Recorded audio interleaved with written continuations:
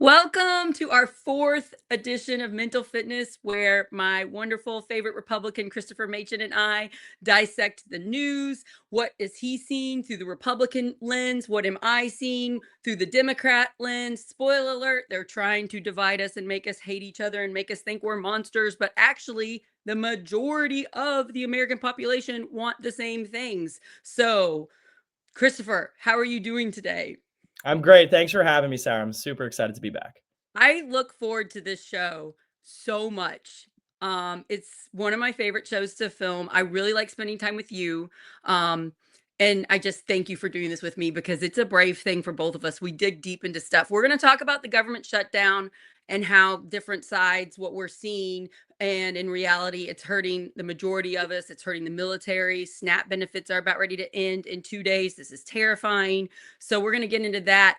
But first, we have some giant news that you may have seen if you are a close follower to Project Next. And I kind of want to talk about it with my Republican friend and get your feedback on it because it is a sensitive subject. But one of my main goals of Project Next is to not hide stuff, to be very upfront and honest.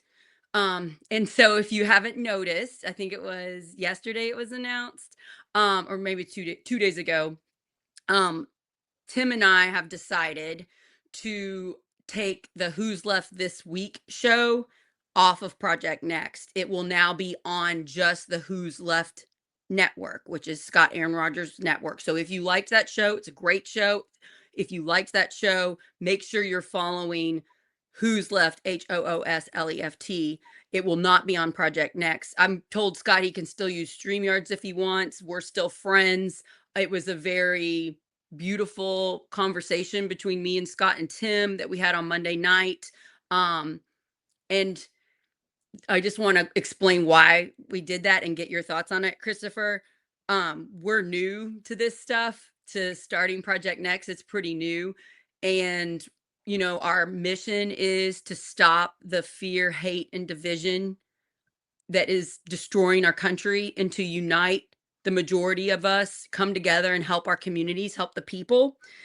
And, my hope for Scott's show is that he'd be able to have Republicans on, that it would be a bunch of different types of voices uncovering the news. And you did that show, what, twice? Yeah, I did that twice. And that was really nice of you. But it was just getting too hard and the voices were all really far to the left. And it doesn't necessarily mean that I disagree with a lot of what they're saying. A lot of what they're saying, I'm pretty progressive. I agree with a lot of it, but the way it was done wasn't lining up with our mission of stopping the fear, hate, and division. And so we were trying to figure out how to balance it. Tim and I have been working on this for months. We've been feeling it for months. One of the things was to have you on the show, and we just it's gotten so much more divisive since we started Project Next that it got to a point where Tim and I are like, we have to do this differently. Yep. So we're going to have a solution. I'll tell that in a minute, but I want to get your thoughts as the person that's been on that show twice, as the Republican. What do you feel about this decision? We still love Scott very much. He's a friend of mine. What do you think about all this?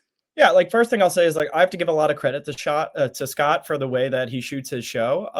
And the logistics, everything, it's well run. Yeah, he's amazing. He has a good format. He prepares well for it. So I give him tons of credit for that.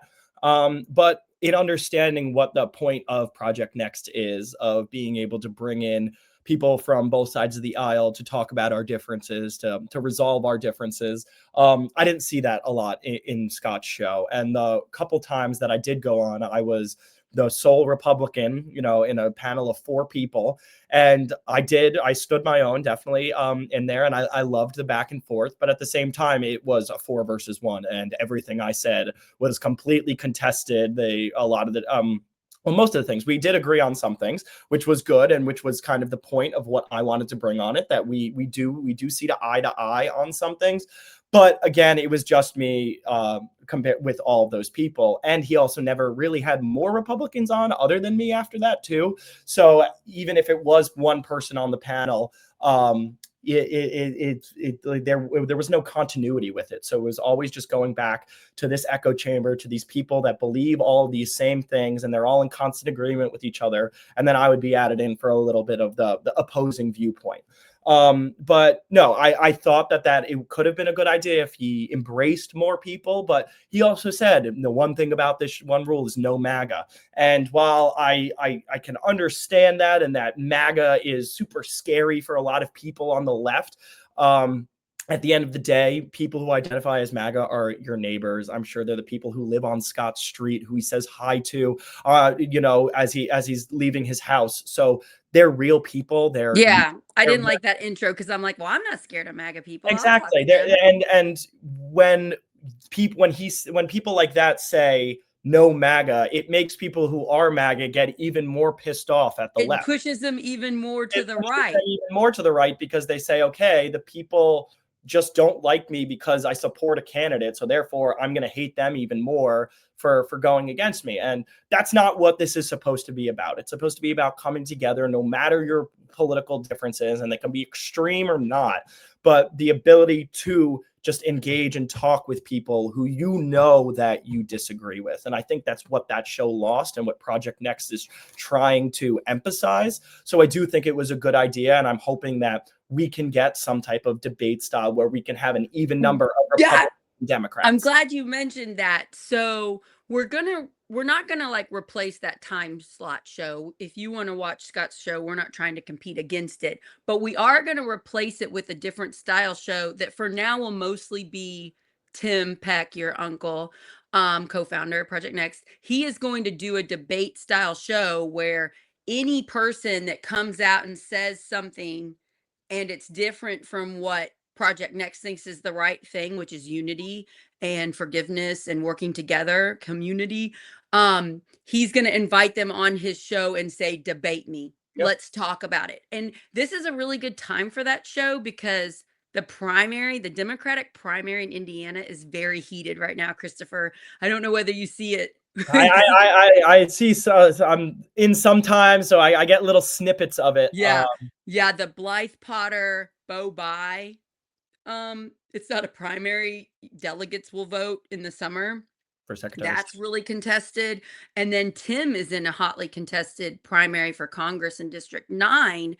And I am uncomfortable with the level of bullying happening on my side, the Democratic left side of the people in this primary. There are memes being sent bullying the candidates. And I am uncomfortable when I talk to these people that think it's totally fine to bully someone because they're the candidate. They're allowed to be bullied. I'm like, we are all human beings. And I can tell you, as someone that runs as a candidate, it affects our mental health. Yep. I don't care how rich you think they are, how good looking you think they are. They are human beings, and that's bullying, and that's wrong. And so that's where I'm getting super uncomfortable with my side, is the bullying happening. Tim is getting bullied right now.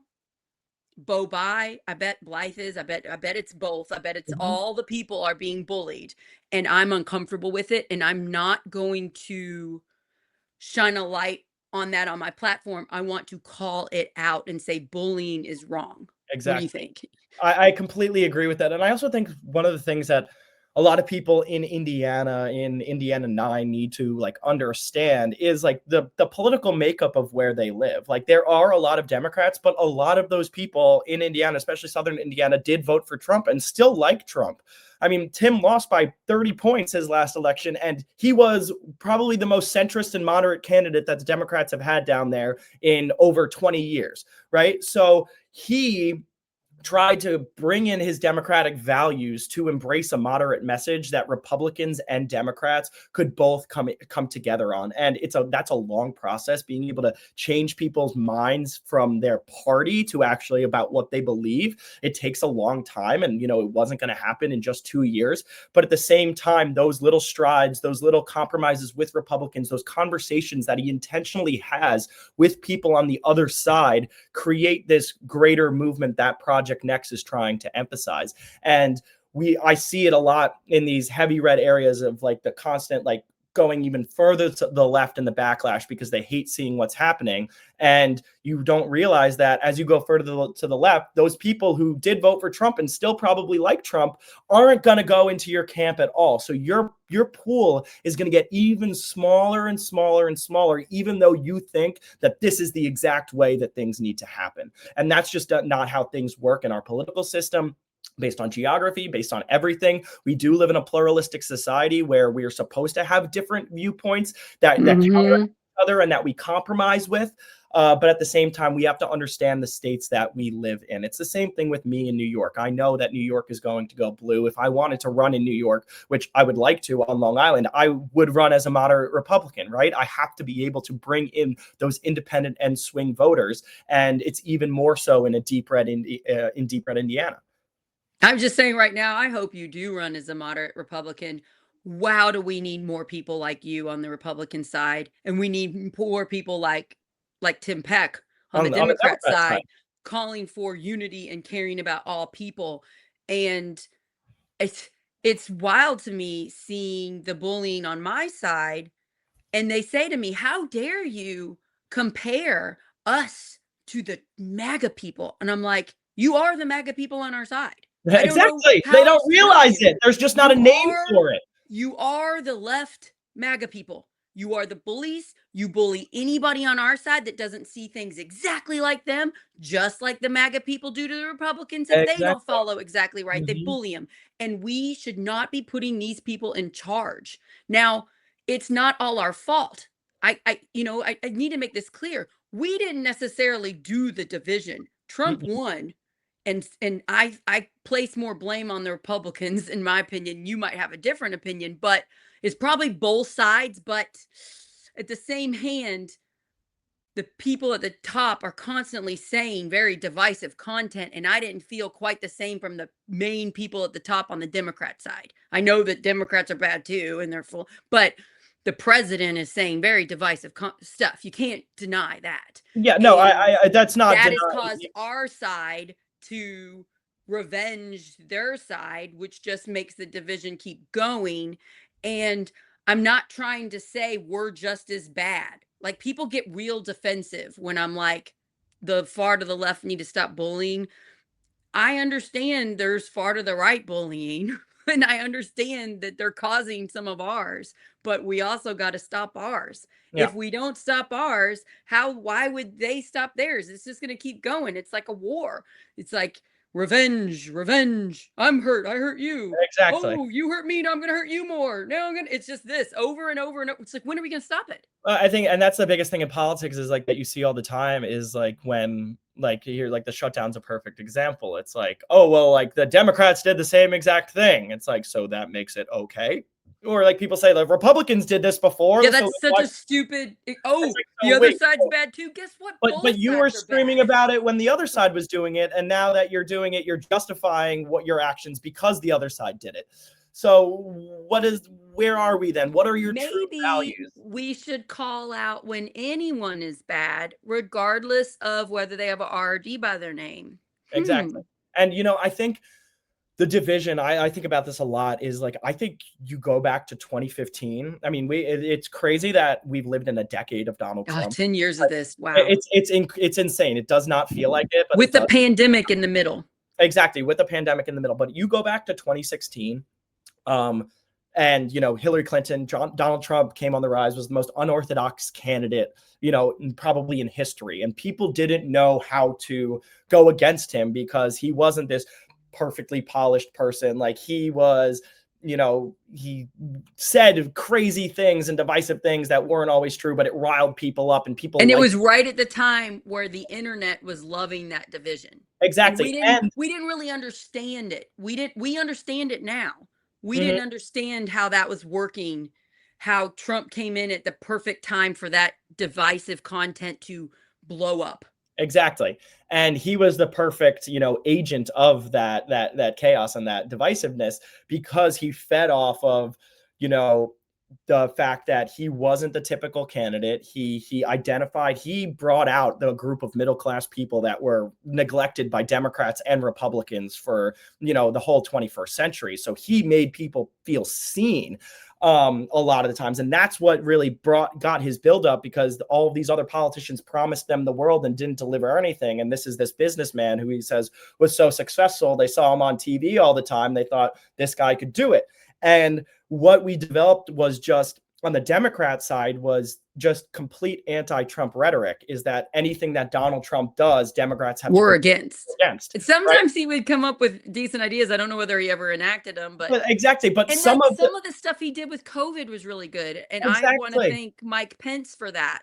He was, but Trump was the proponent of Operation Warp Speed. The reason that we got the vaccine, he doesn't feel that now. He's changed positions, but he did some really good things during the pandemic that saved lives. Exactly. And at the same time, so like you just said, like even the moderate positions that you should agree with, Democrats said just because Donald Trump's doing it, we have to go the exact opposite. And then they went further to the left as a result of that, right? And now as we came up, and then we had Biden, and then all of the indictments against Trump and all of the criminal trials and the prosecutions of that was, that was political warfare. Like that was political targeting to be able to take out your political opponent. But you have to acknowledge, and we haven't talked about this, January 6th. Oh, I completely acknowledge January 6th. Didn't Donald Trump help incite that? Yeah, I think that, I mean, he is the reason that January 6th happened. And because if Donald Trump would have been like, yep, I didn't win the election, maybe I'll try again in 4 years. No, exactly. And then he would have just left quietly. We wouldn't have had January 6th. And think about how much more division that event has caused. But at the same time, even despite January 6th, Trump's insane rise back to power, it showed a need of people that, Biden and the Democrats, when they went into this, ideological mess after COVID, they were like, my basic needs aren't being satisfied right now. And my life was better under Donald Trump. And this was the first time, since, 1800s, I think, or 1900s, was when you could actually compare two presidencies side by side, rather than saying, I'm going to do something different than this guy. It's like, I did this compared to this guy who did this. We had 4 years, compare and see who did better. And people felt better, especially with the economy under Trump. So that's the reason they went that way. And I feel like we just want quick answers. We want quick solutions, and government is slow, and you can't tell what a presidency has done to a country for years later. Yes. And I feel like they're like, well, that didn't work, let's get the other guy. Well, that didn't work, let's get the other guy. 100%. Instead of working together the whole time, regardless of who's in office, to pass legislation that helps us all. If the Republicans are in power, maybe that legislation is slightly different, but it's still helping people. And if the Democrats are in power, they're passing legislation that's slightly different than what the Republicans want, but it still helps the majority of people. Like, exactly. That's what we should be aiming towards, instead of these giant opposites.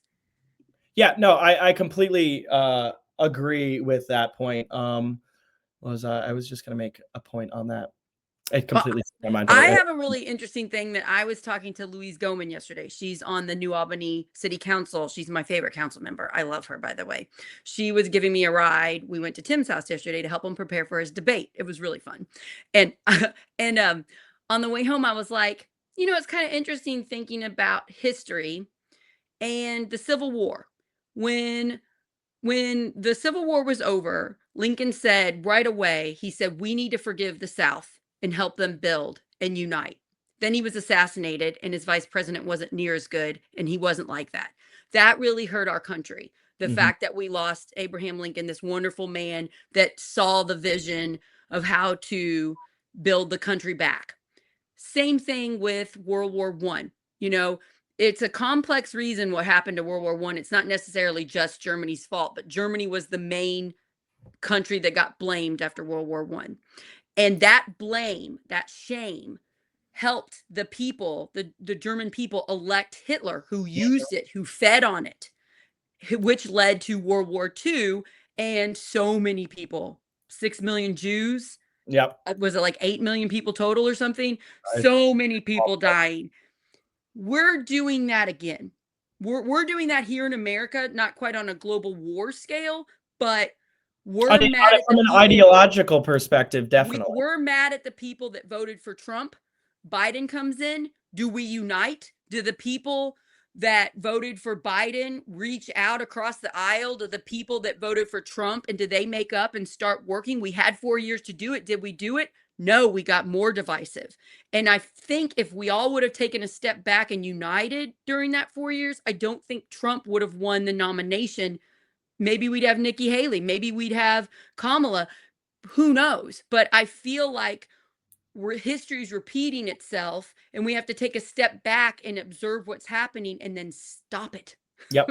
Well, like those who fail to learn from history are doomed to repeat it.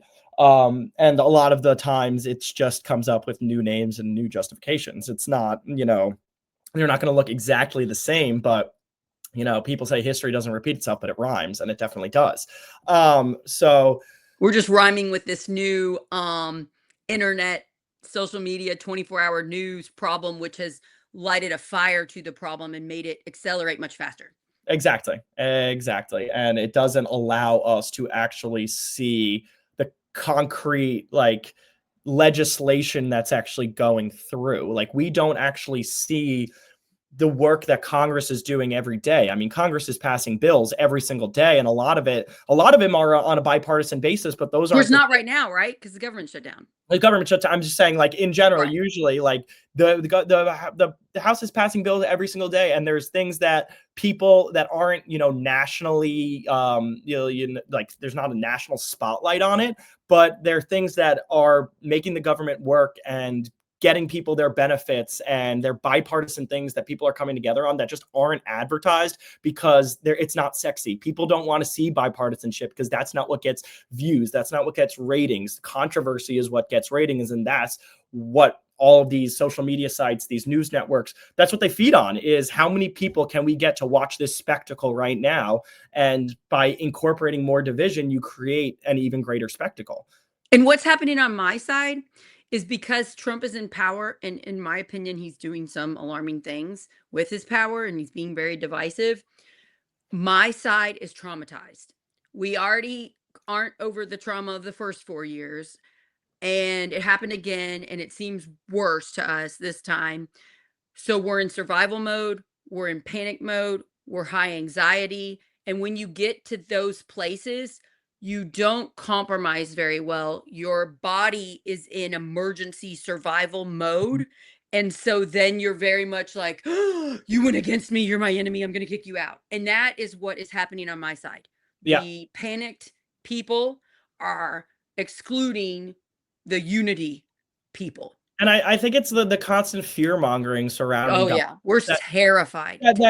Terrified because that people say, like, they're re-traumatized, like they were afraid 4 years ago, but truly, like, you ask these people, like, when Donald Trump was president in his first term, how did your life really change that much? And a lot of people say it didn't really change that much, right? Like, their rights weren't taken away, right? Like, they didn't have to. Well, we lost women's right to health care. That wasn't through unilateral, and one, that wasn't during his presidency. Two, it wasn't a unilateral decision. It was. Well, wasn't it because he was able to? Well, he was able to. Supreme Court judge. Yes, so but even at the same time, one thing would have changed, if like Hillary Clinton would have been president, they wouldn't have elected somebody on they wouldn't have voted for somebody in the Supreme Court to do that. I think most people didn't think we were going to lose that right. Yeah, but at the same time, if you look at the history of it and you go back to the Roe v. Wade decision, Ruth Bader Ginsburg, who did vote in favor of abortion rights, also said that the precedent that they just set is very shaky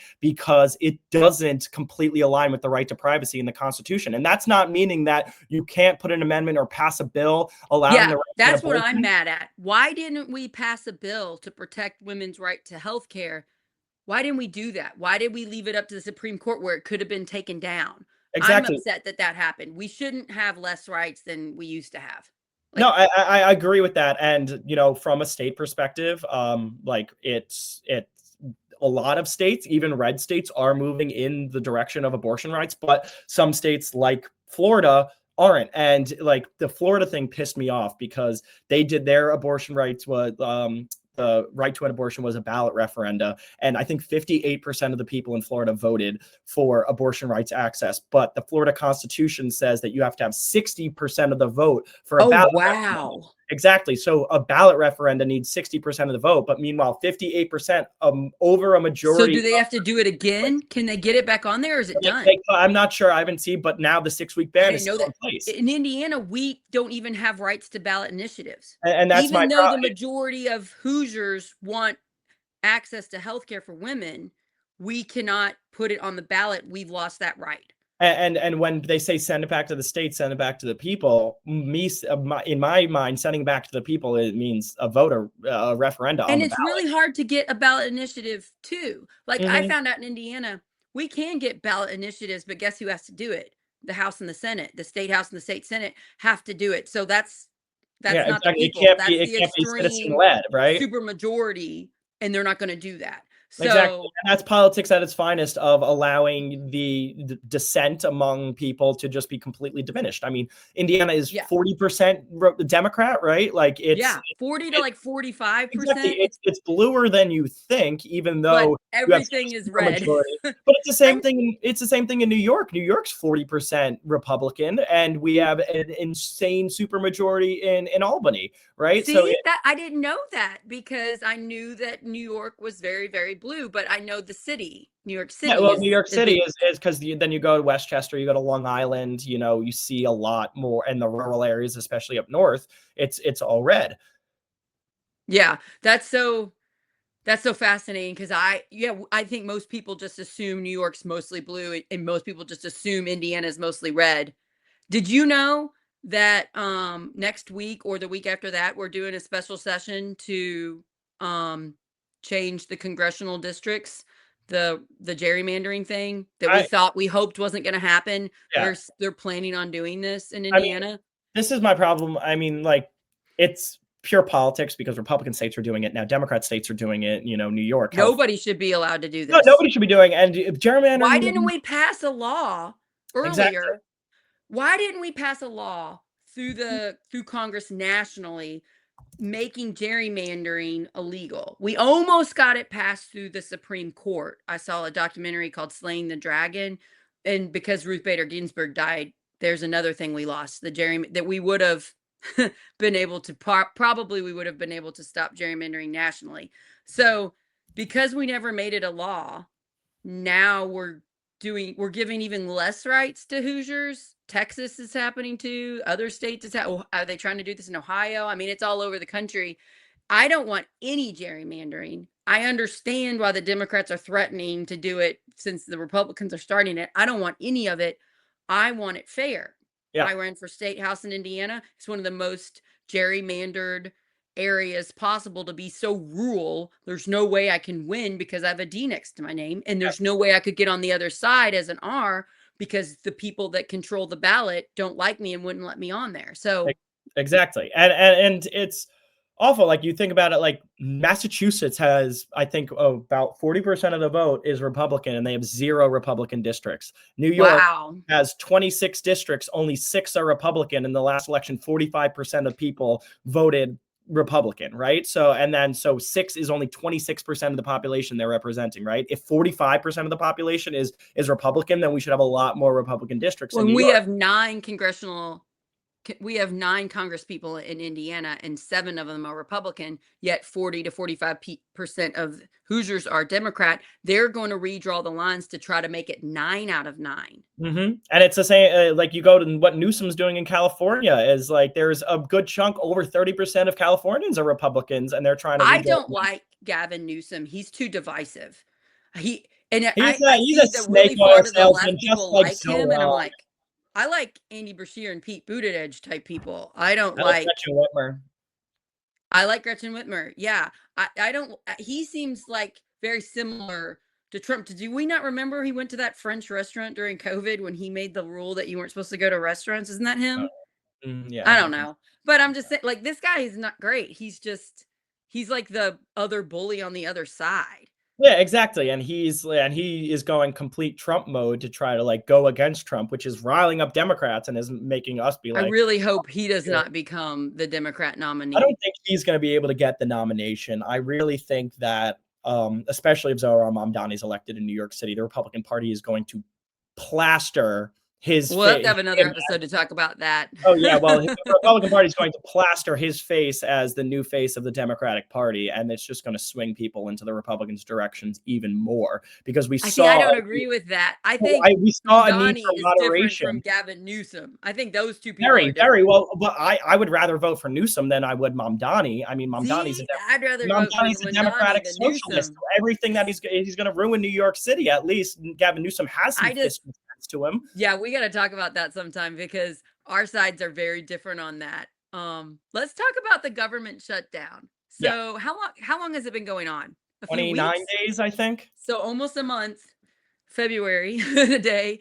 Um whew, like I know that the Republicans think it's the Democrats' fault for the shutdown, and the Democrats think it's the Republicans' fault for the shutdown. I blame everybody in power for a long time because I think we should have passed a law years ago not letting this happen. We shouldn't shut down the government over disagreements. We shouldn't not pay our government workers. That's ridiculous to me. So I'm mad at everybody that's being divisive. Um, and so I see it as both, but I also place more blame on the Republicans since they're the ones that control the everything. So what do you think? I see this both, but I place some more blame on the Democrats. And Yeah, yeah. here's my reasoning behind it is that um just like when you're trying to fund the government, right? This isn't like a big legislative bill, right?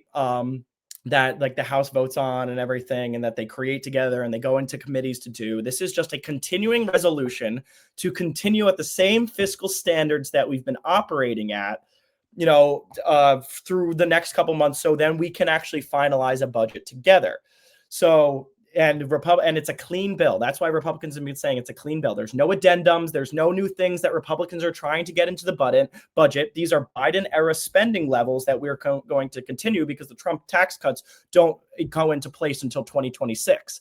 So Republicans are just saying we want a clean bill to keep funding the government, and then after that we can negotiate healthcare and all the things that you want to negotiate about. But they haven't been Through an actual negotiating with the Democrats. I I know, mean, but do it through an actual legislative process, like the way it's supposed to happen, right? it Like but Democrats do are we have do Democrats have any power but when but that but, happens? but yes, they well right now they have power because the government would be open right now if we didn't have a filibuster in the Senate. Is that we need 60 votes in the Senate to be able to get, even though we have the House and the Senate, we need 60 votes in the Senate to Right. be able to pass this bill. So we need Democrat support, and we have Democrats like John Fetterman, who are coming to our side and have been voting with Republicans to keep the government open because people like him are saying, yes, I'm a Democrat. I disagree and I want to get all of these healthcare initiatives through, but we don't do it by stonewalling the government, by stopping And SNAP getting we've been doing this for a while. for a Like very long this time. happened to try to stop Obamacare, which at first people were very scared of, but now is very favorable. People like it. So both sides are using this tactic, and I want to take away the tactic. I don't think we should be allowed to shut down the government and hurt the people No, constantly because they can't compromise and work stuff out. Like be adults in the room, you exactly. Like, know. let's come together. Like, and this was like my favorite thing of like when Nikki Haley was running for president, and she was like if there was government shutdown, she's like, no, I would bring everybody into Congress, and say you're not allowed to leave here until we figure something out. That's exactly what they should be doing. But the person with the most power, the president, he is not saying anything like that, No, well, Christopher. He's but not saying, let's get everybody in the room, let's listen and care about him, and let's stay working hard until we can compromise. He's not doing that. So you can't just blame the Democrats, no, the but main people. And he's the person telling all the other Republicans they better be extreme too. but also at the same time, it's not being extreme in this bill because there's no Trump policies that are From associated what with this bill. And I'm not an expert on this, so I apologize if I don't get things right. But from what I'm understanding, if we let this pass, it's going to raise everybody's health insurance tremendously. Well, but that's not just because of the continuing resolution. That's because we had Obamacare subsidies that were temporary as a result of COVID. When Democrats were in power, they passed that. They could have made those permanent, but they made them temporary. So those are about to expire because they were from COVID. So these Obamacare subsidies are going to go up. And I think that Yeah, Republicans need to that's the reason negotiate to why be able to help them get down.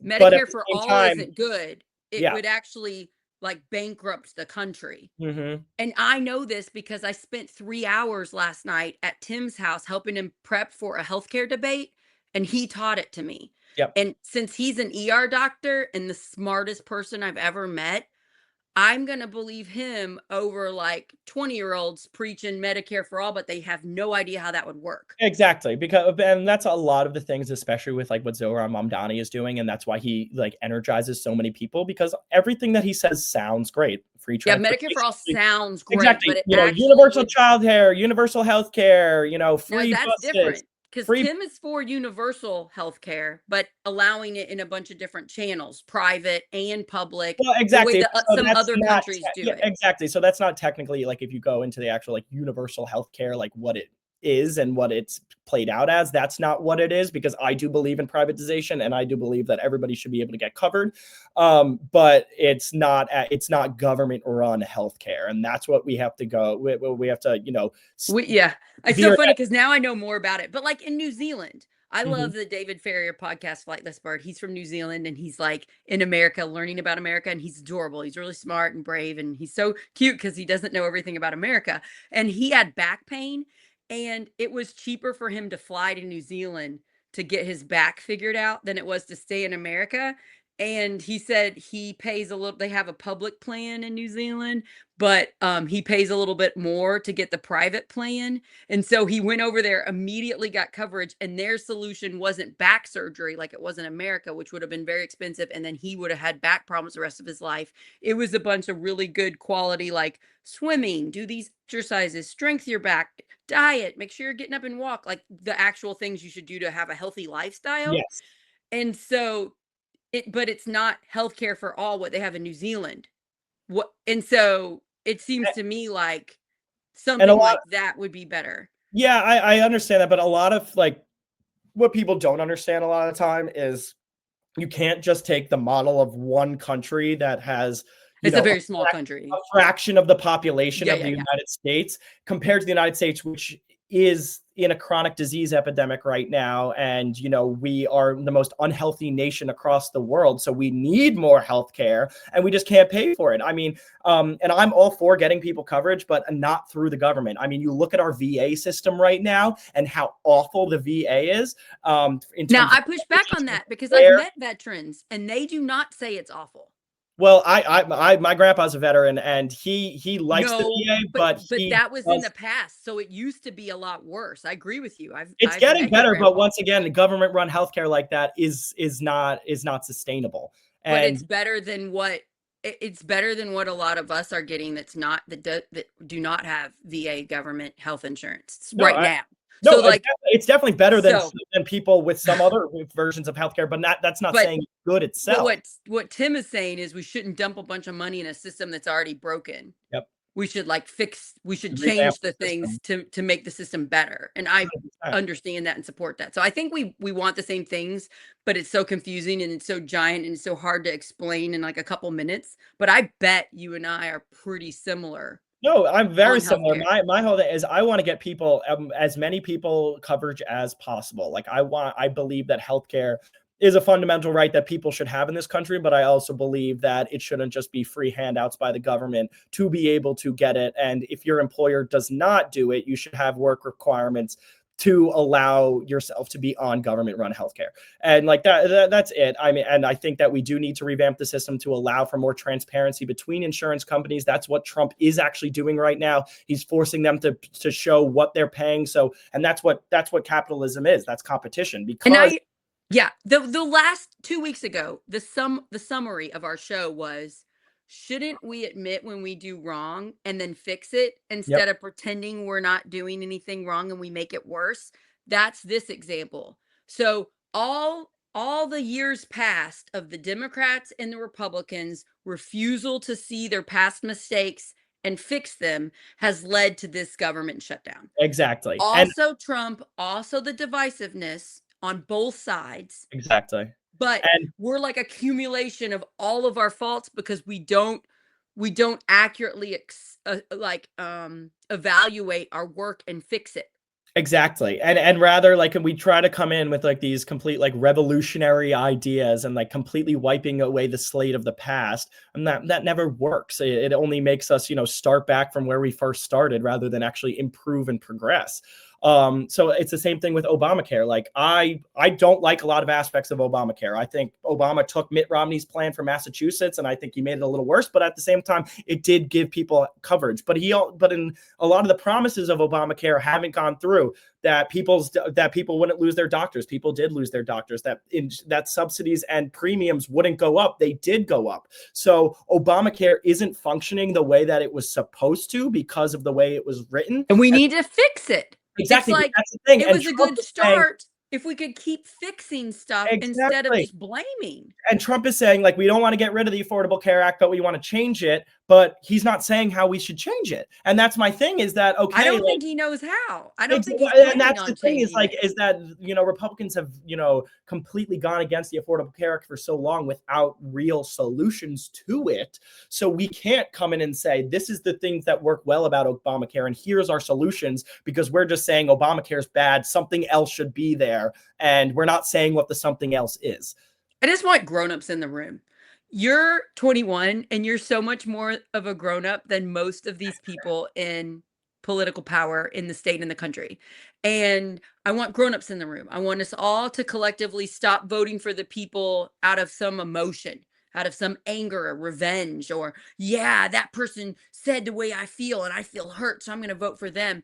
Who's the grown-up that can actually get in there and look at these really confusing 1,000-page documents and figure out how to fix our big giant problems hurting us all? Yeah. And like if we don't stop the entertainment of it all, the entertainment of politics, if we can't step out of it and work together, we're going to keep doing this. I am seeing people being better. I am seeing more uniting. I have to say a little bit about the No Kings protest. I was going to talk about that with you, but then there's so much other stuff going on. The No Kings protest, I went to 2 of them, and I mass coordinated and talked to other people from ones across the state, and it was very peaceful and it was very well attended, and it was like 0.96% of the population of Indiana attended one, um, which is higher than our normal protest, bigger than the first one. We had 565 people attend in Cordon, which was a few hundred more than we ever had before in this red rural city by my house. And it was incredibly peaceful. And we saw like the MAGA fans come by and kind of like not understand what they were seeing. It wasn't violent. People were really nice. It was different type of protest than the other ones. I really liked this latest one. I think people are figuring out how to do protests better. They weren't Yeah. as divisive. There were still division stuff, but there were less. There were more American flags.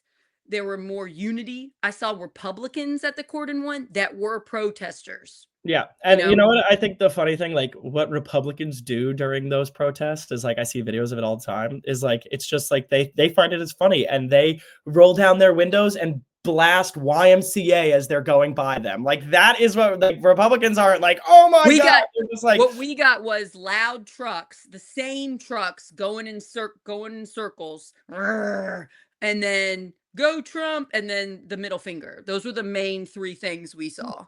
well, exactly. And Which was that's fine. typical in That's protesting. I mean, and it's like you vote for who you want to vote for. We're in a democracy.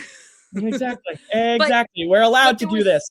but there were so many fake things that the MAGA people thought was going to happen because of the protests. Like they think the protesters are paid. They're not paid. Some They are. think they're not paid. Nobody is getting paid. There is evidence of some people that have been paid to go to protest. You were going to have to show me that. I will show you because there I are don't people know. that have I gone to know the every people single protest organizing. of every single little niche thing and are Nobody's getting paid down here. Nobody in Indiana got that we paid know of. except for we paid $75 to have a cop Oh, protect wow. us. So that was the only Oh, person only paid was the 75 cop. bucks? That's pretty good. Maybe it was 150. It was 150. It was Okay. 75 an hour. So, and that cop is a friend of mine. I like that guy. He's the Corden city police chief. We Cool. paid for him and people donated money. So he's the only person that got paid in Corden. I know the people that organized the Jeffersonville one where Tim spoke, which was a couple thousand. Nobody got paid there. So I think I do not think that's true. I need more evidence from your Yeah, side. that's fine, and but I also don't think it's true, like, I think there are and this is, in anything, like, there are some people that are, but, like, in terms of the greater movement, I don't think the majority of those people are paid protesters. So we're Um, not paid. They also kept saying, "Ha ha, Trump's still president." I'm like, yeah, did you think that we thought by protesting we were going to make him not president? Because none of us thought that. It was. I just saw so many fake things from the right yeah, well, that I I think was that like, nobody on the right, like, even gives the No Kings thing any time of day because nobody on the right. "Oh, they did, Christopher," No, but I'm because saying I'm saying they give it like, I'm saying, but, like, to truly, like, feel like they're being attacked from oh, it. no, no, no, their feelings were hurt. The MAGA, the some of them, because I got so trolled heavily with my content, with my Unity content that I was pumping out that day. I had so many trolls, and it was so much it was mostly men scared. They said things like, "That's not true. That many people weren't there." And I was like, "No, no, no. We took signatures. We had 565 individual signatures of the people. That's how many people came." And they're like, "Well, Glasstoberfest was going on. That was 2 blocks away. That was separate." It did help because some of those Glasstoberfest people came over and protested a little bit and then went back. So it probably helped us. But it wasn't like we were counting the Glasstoberfest. Yeah. And then it was just they couldn't accept the fact that 565 people did show up to say no kings that day. And Mhm. so you might think they're not there. You might think all the people think it's silly. And I do see those people. And sometimes I think we're a little silly with how extreme we get.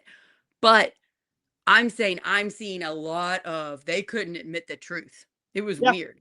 Uh-huh, but I, like, also at the, like, the truth is very hard to find now, right? Like, everybody has their own truths You're right. Yeah, I agree with because that. every single fact is spun either way now, right? So, I like, hate that. Yeah. yeah, exactly. So we really don't know what our truths are. Um, so yeah, I mean, I And think I think it hurt the protests that we act like it's such a Democrat thing. There are yeah, a lot of people there that don't attend Democrat meetings, that don't consider themselves a Democrat. There are probably a lot of people there that don't really vote or know what's going on. They just know they're not happy with the way things are now. exactly. And I don't like how we claim it as only Democrat. I think if we were more open and honest about who actually attends those protests, I think that it would help with the unity thing. Yeah. But I also don't think that a lot of Republicans have been going to those, and I haven't been seeing that from my side, at I all. met a Republican, I'm Facebook friends with him now, and he attended the first No Kings in June as a Republican wanting to see if the things he was told were true. Was it Mm, going to be violent? Were they paid? All these lies he had been told. He went there, saw it wasn't true. I've met him at an Indivisible meeting, and then he came to this next protest as a protester. So no. I met a No, Republican. exactly, but I'm saying, like, so there's that one moment, but I'm saying the majority of the people protesting right now are Democrats. Um, I think they're not, I think there's a bunch of people not voting that came. Yeah, no, exactly too. Like, it's just people who are pissed off and see something and then go. People are motivated to protest for very different reasons all the time. Most people aren't there for, like, even though it's one message, they're there for very, like, for different. It's usually something personal that happened to Exactly. them It's or their usually family something members. personal that happened to them that affected them personally that's driving them to go out and do this. But my whole thing with these No Kings protests is, if Trump were a king, the government would be open right now. So he's not. I agree with you on that, but he's trying to run the country like he's a king. But He's how trying. so compared to everybody else who and Obama, Biden, who signed these executive orders to get their own agendas passed?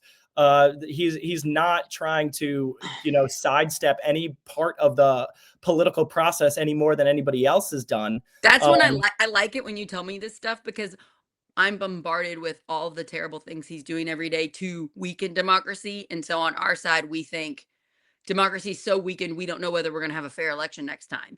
And I just exactly. have to remember, well, we had an election, Trump left the first time. But you don't understand how much we're getting it on our side, Christopher. I Oh yeah, mean, I know. we And are getting it so hard. My friends are legit terrified, and it's a it's a mind game for me because I have to admit some things are happening that's lessening our freedoms. Like what's happening to IU Bloomington right now is really scary, and the paper and free speech, and those experts that come out and say, this is the signs of authoritarian government taking over your democracy. And all these experts have all these reasons. So I can't just fully go with what you're saying, but I also acknowledge that my side isn't right either, and I do think we're going to have an election, and I do think we can unite the country and we're going to be okay, but people are going to hurt because of this. So I'm a little bit torn on that.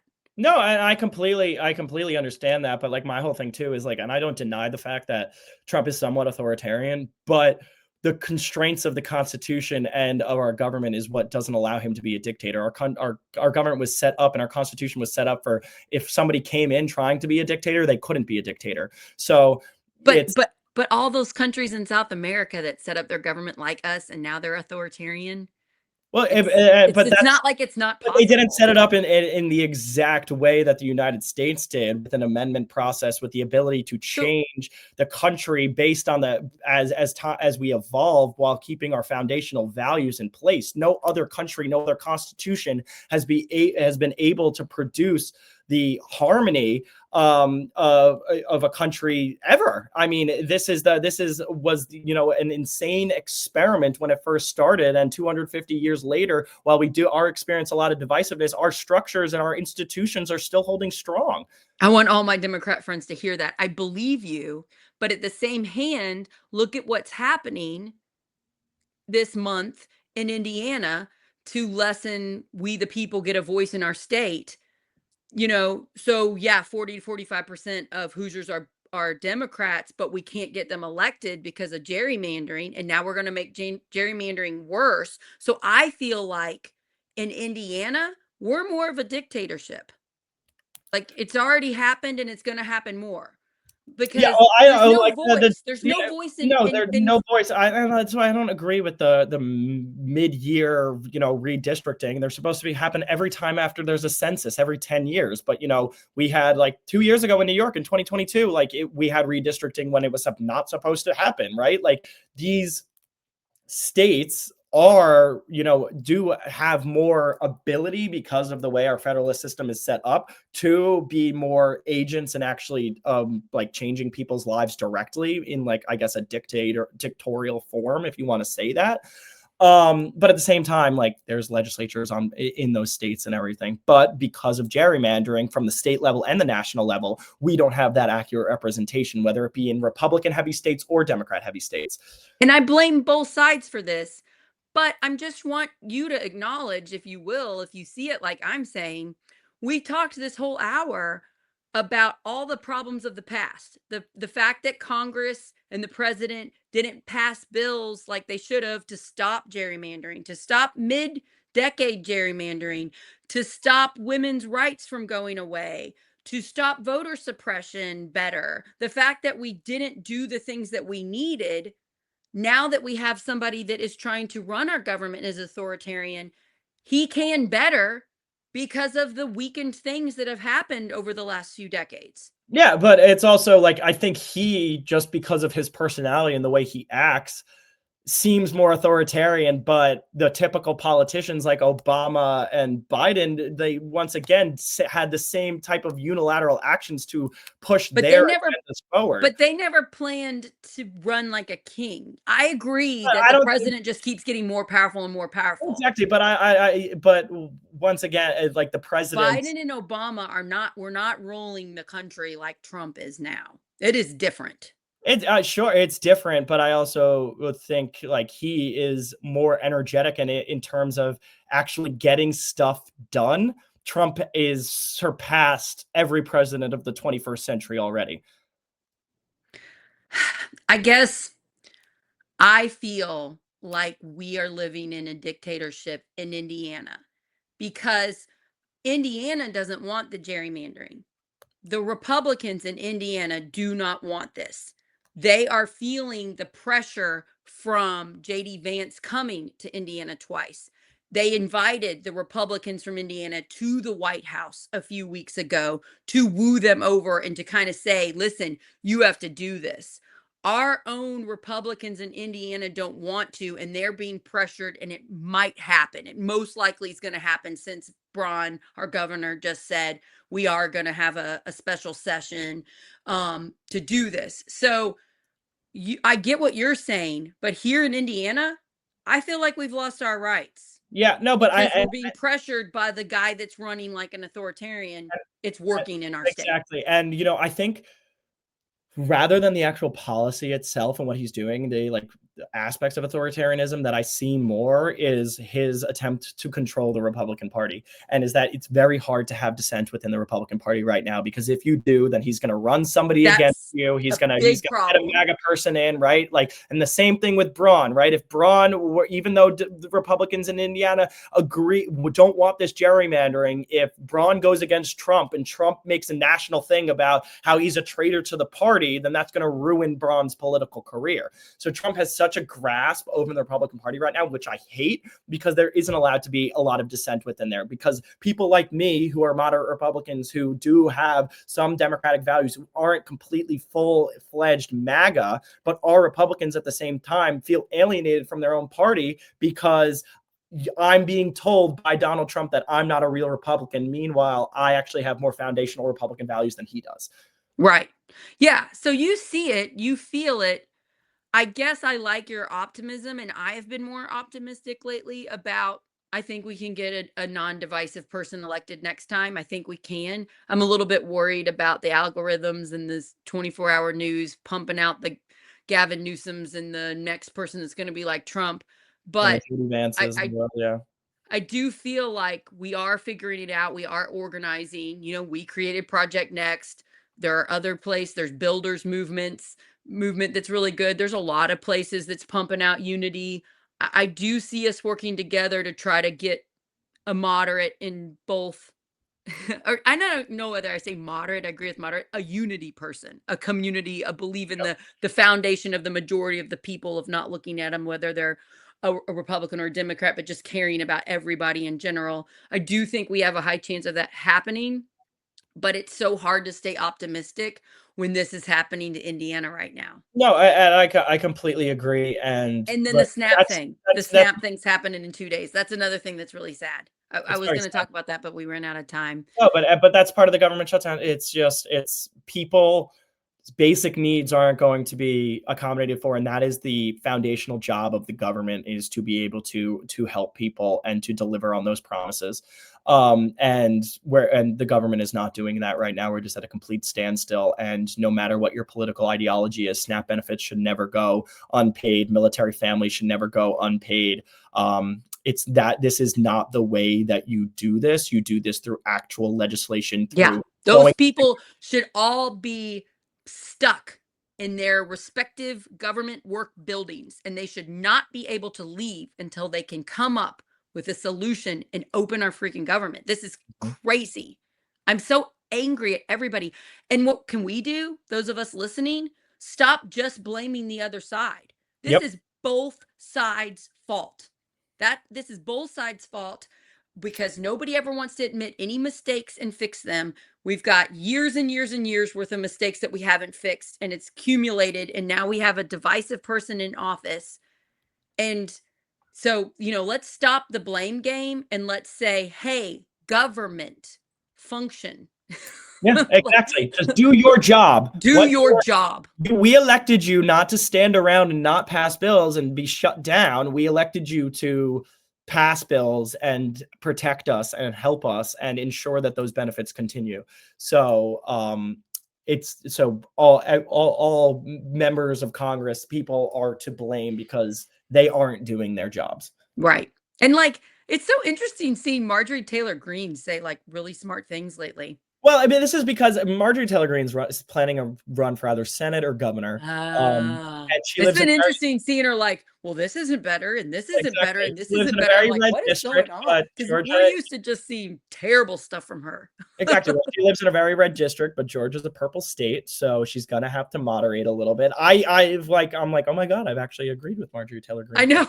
This is very surprising. Well, so she lives in she lives in a rural area that's you know, a lot of people rely on Obamacare subsidies, so They that probably when rely on those Snap. exactly, and SNAP, but like because of the she's big on extending the Obamacare subsidies because that will help the people in her district, and then also will bring some Democrats into the fold as well from a statewide election standpoint.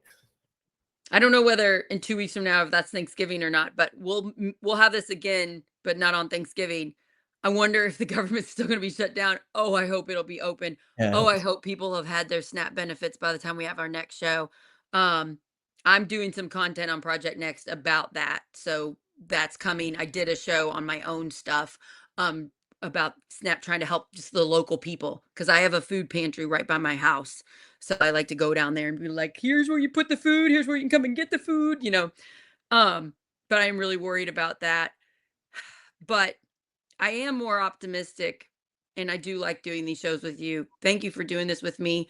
Um, it's been a hard week for me because of the who's left stuff Mhm. and I'm losing content creators because of the division and I care about the people and it hurts my feelings. And I'm also very much only peace unifying stuff on here. And Yeah. it's hard because both sides are pumping out the opposite. And so Mhm.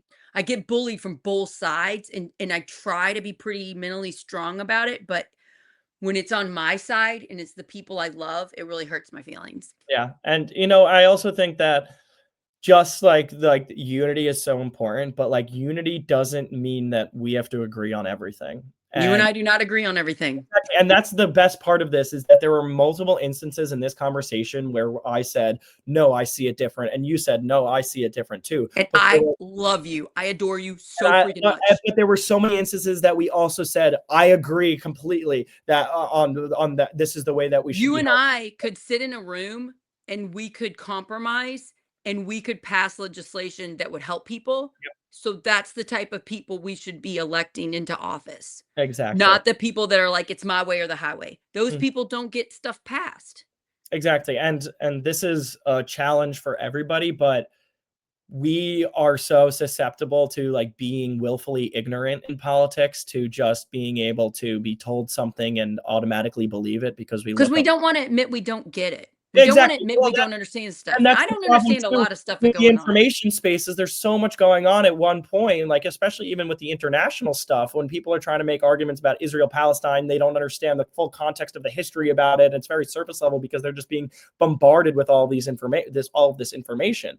But truly, what you have to do is figure it out for yourself. Do the research for yourself. It's going to take some work. It's going to be redundant sometimes, but you have to figure it out. And then once you decide what your values on a specific issue are, then you look to candidates that align with those values. Right. And that's what we have to be doing, is not saying that Donald Trump says that he likes this candidate, therefore I like them. It's what are my values? What is the research that I'm doing to inform myself on these issues? And then who am I voting for as a result of that? Right. Oh, this is hard. It's really hard right now with the government shutdown. Big hugs to everybody suffering. Please research food banks, churches, nonprofits that help with this. I know that a lot of people that are fortunate, like myself, we are donating more, giving more money to these groups. Tim said he's giving more to his one that he trusts. And so just kind of be prepared that this might hurt you if you get SNAP benefits. And then if you don't get SNAP benefits and you are fortunate, take some time to help these food bank places. They're going to need your support right now. Um, this is hard time. And I think we need these conversations now more than ever. Let's call out all the government that's causing the crap instead of acting like it's just one side. It's both sides not taking accountability for their past and present mistakes. Yep. And, Yeah. and it's the willful ignorance of not even taking accountability for it, but not even acknowledging the fact of the mistakes of history. How do we get these people that just crave power and never admit they're wrong out of office? Because boy, do those people love running and winning office. Oh yeah, and they got the money behind them too, which makes it even more challenging. We got a dim mayor in New Albany that his ego has cost the taxpayers in New Albany so much money because he won't do the right thing because he won't admit a mistake and fix it. I mean, come on, people. We gotta elect better people. Yeah, Yeah, definitely. yeah. Okay, well, I'll see you sometime. We'll do the show again. I gotta check my calendar. And oh, I did a really fun show with your uncle yesterday, Christopher. You know what it was? What? I um I am obsessed with the show The Pit on HBO Okay. because it's about a busy ER in Pittsburgh, and it's about the chief medical resident and a one day, it's like an hour an episode of a 15-hour day, and it helps me understand Tim better because that was Tim's job before, and I Mhm. had him on and we talked about his real life experiences and compared it to the show, Oh, that's and it cool. was so fun to learn about what it's like in the ER for him. And also that show helped me understand Tim's personality because he's different than most people. Yeah, So and he has, like, the very, like, the bedside manner and the way he speaks, and he's very calm, I was and he doesn't get angry. I've he doesn't never seen him get angry, angry. the level of his voice doesn't change that much, he's, like, very bedside manner, he's got a great bedside manner to be able to explain things to people clearly without getting too hot or, like or, making them feel afraid from it, like, he's very good at that. Yeah, so that was fun. One time he was like so sleepy after like working like 7 or 8 days in a row night shift, and he said something to me and then he immediately is like, "I'm so sorry. I'm really tired. I'm so," and I'm like, "Tim, that wasn't angry or anything at all." And I'm like, Yeah, "That's what he thinks angry?" I don't even know what he said. I So don't it's I don't think so I've ever it's really seen him angry, I've never seen him angry. I no. mean, I have seen him like I've seen hurt. him pissed off and I've seen shit him like pissed that, yeah. off, and he's like, "I'm just telling you this so I can blow off steam so I can get over it." But like, it's just fast. So anyway, catch that show. It's a Dr. Tim show from yesterday. It was so much fun. You don't have to have watched The Pit. It's just like find out what it was like. And he talks about his day with the Boston Marathon Oh, bombing. yeah, I've He heard was that the story chief many medical resident that day. So he shares some of that and his crazy. trauma and how he healed from it or is healing. I don't think he'll ever be completely healed from that day, but yeah. So it's a really good episode. Check that out. And then what are we doing? Monday, we're doing stuff about the Washington County Warming Station. Those are the groups that help the unhoused here in Salem, Indiana. So, boy, crazy times. Oh, we're also going to talk about the Harrison County Hospital next week because that's probably going to close because of that bill that your guy passed. Maybe me and you could talk about it. Yes, you can. There's a lot to Yeah. unpack in that. Anyway, sorry to take up more of your time, busy college boy. I hope you have a great rest of your day. Thank you, Sarah, you too. Thank Had you. always fun. Bye, everybody. Please share this episode. Bye, Thank you, guys. guys.